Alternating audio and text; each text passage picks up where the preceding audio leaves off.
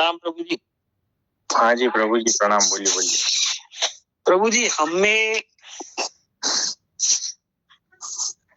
क्या चीज बोलती है जी, और वो पैदा कैसे होती है और जन्म कैसे लेती है जी? मतलब शरीर तो मर जाता है जी। मैं हाँ। आपसे बात कर रहा हूँ, बोल रहा हूँ, वो बोलने हाँ। वाला, उस पे प्रकाश डालिए जी। हाँ देखो, शरीर एकदम बाहर का इंस्ट्रूमेंट है। ये जो जबान है उससे, और पीछे जो गला है वहां से आवाज निकालनी है और ये सब कुछ करना है, लेकिन उसके पीछे जो है ना कोई है जी, कि वो जो है ना शरीर का सहारा लेकर अपनी बात को सामने रख रहा है। तो शरीर जो है वो एक इंस्ट्रूमेंट है, फिर उसको सिर्फ बोलने के लिए काम में लिया है, ठीक है। मतलब कि आवाज पैदा करने के लिए गले का सहारा है ना, फेफड़े का और ये सब मतलब जो चल रहा है। तो शरीर एक इंस्ट्रूमेंट है, उससे पीछे मन है जिसमें बुद्धि है कि क्या बोलना है, विचार है सोच के क्या बोलना है ना, भाव है उसको व्यक्त करना है। ये सारी चीज उसके पीछे चल रही है। वो भी एक इंस्ट्रूमेंट की तरह ही है जी। उसके पीछे जो है ना वो खुद रियल है, जो छिप के बैठा है, जो कुछ व्यक्त करना चाह रहा है, जो अहम है ना, जिसके भीतर ये सारा कुछ उत्पन्न हो रहा है। वो जो बैकग्राउंड है, वो जो मटेरियल है ना, उसमें से सारी खिचड़ी पक रही है। उसके पीछे आत्म तत्व है, वहां कुछ भी नहीं है, वो परम शून्य है। यानी जो भी कुछ व्यक्त करना चाह रहा है, इसको जीवात्मा कह लो, अहम कह लो, थोड़ा थोड़ा डिफरेंस है, लेकिन वहां से सारा कुछ ये आता रहता है। वहां से उस जमीन से सारा कुछ उत्पन्न होता रहता है, जहाँ कारण शरीर है। क्योंकि जो आत्म तत्व है वहां पर स्थित हो गए हो, तो वहां पर तो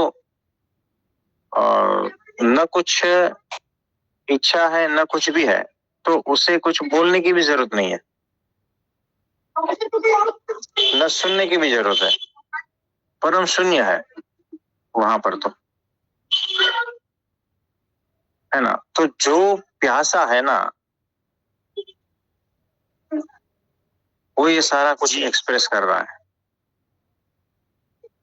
लेकिन जो आत्मा में स्थित हो गया है ना, अगर वो चाहे, मतलब कि कैसा है, चाहना भी उसकी ये नहीं होती है, वो भी परमात्मा का ही होता है। वो उसका भी इस्तेमाल करता है इंस्ट्रूमेंट की तरह। यानी आत्मा का भी जो है ना इंस्ट्रूमेंट की तरह परमात्मा इस्तेमाल करता है जी। तो ये पूरा चेन है। जैसे मोदी जी पास कर देता है ना ऑर्डर जी, और फिर वो स्टेट लेवल पे जाता है फिर सिटी, फिर वहां से गांव तक, और फिर वहां से छोटी सरपंच तक, है ना। तो ये वैसा है, ऊपर से नीचे तक सारा। तो नीचे जो है पूरा शरीर दिख रहा है।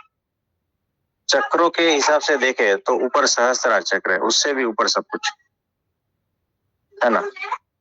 तो वहां से लेकर एक एक चक्र को पकड़ लो तो उसके इंस्ट्रूमेंट की तरह यूज होता है, और वहां से उस प्रकार के भाव है, विचार है, जगत है, ये सारा कुछ अनुभूतियां है, ये सारा कुछ एक्सप्रेस होता रहता है।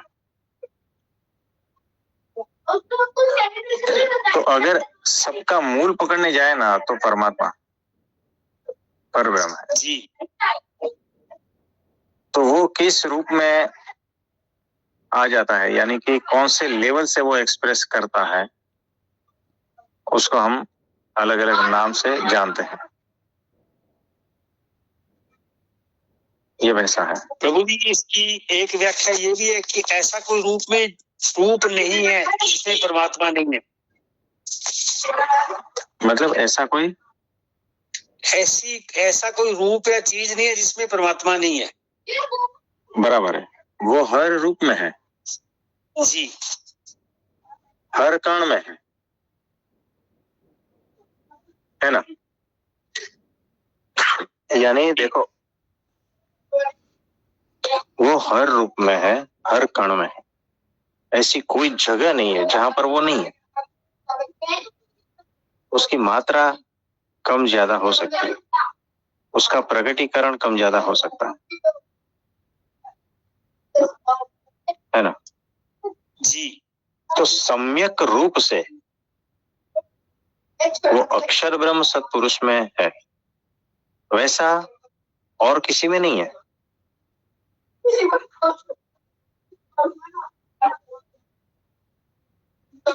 वो जीव में तो है ही। तो जैसा देखो, नीचे उतरते जाते हैं ना, परब्रह्म, फिर ब्रह्म, अक्षर ब्रह्म की बात कर रहा हूं। तो जैसा अक्षर ब्रह्म में है वैसा मुक्त में नहीं, और जैसा मुक्त में है वैसा उससे नीचे ईश्वर में नहीं है, और जैसा ईश्वर में है वैसा जीव में नहीं है ना। और जैसे मनुष्य में है तो वैसा प्राणियों में नहीं है, और जैसे प्राणियों में है तो वैसे जीव जंतु छोटे छोटे हैं उसमें नहीं है। तो उसकी जो आप सामर्थ्य, मात्रा, जो भी कुछ कह लो, वो धीरे धीरे कम होती जाती है। लेकिन है वो हर कण में, और पत्थर में भी है, मिट्टी में भी है, पानी में भी है, सब जगह है। और ये उसी का ही तो आधार है। ये सबका आधार जो है ना, परब्रह्म है, सबका आधार।